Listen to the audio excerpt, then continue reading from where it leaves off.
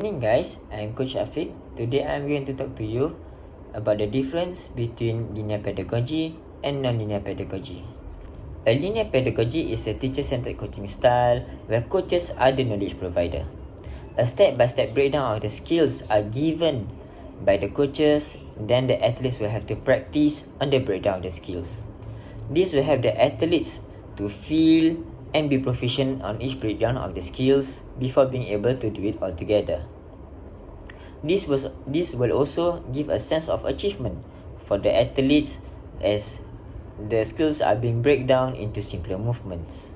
A way to conduct the training session using this pedagogy is through the traditional way, which is warm-up, coaches does the demonstration, followed by athletes practicing the drills, followed by game, and lastly cool down.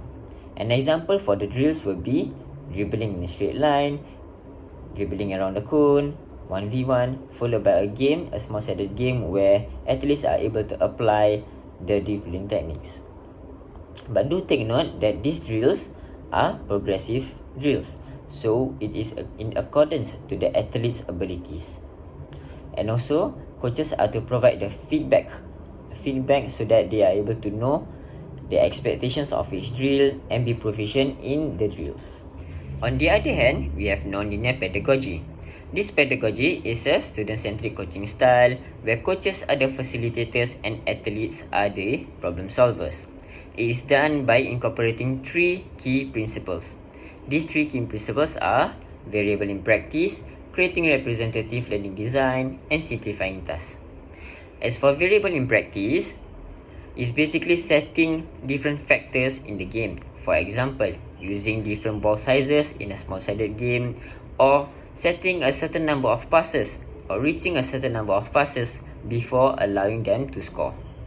As for creating representative learning design, coaches are to set challenges, so this allows the athletes to find ways on how to achieve the objective. For example, instead of doing dribbling around the cones, allow the athletes to have defenders so that they will find ways on how to beat the defenders. As for simplifying tasks, is basically making the task achievable. This pedagogy will help athletes to provide opportunities to collab and learn from other teammates, and this will also cater to learning differences in athletes. As we all know, different athletes learn differently. To conclude these two pedagogy, linear pedagogy are usually for beginners who are new to the sport or new to the skill. It is because this pedagogy focuses on building a strong fundamental. As for non-linear pedagogy, it is usually for those who are more experienced or have a strong fundamental, as this will allow the athletes to build on their creativity and become problem solvers. But it is important to take note that coaches have to implement these two pedagogies because this will help to create a well-rounded athletes.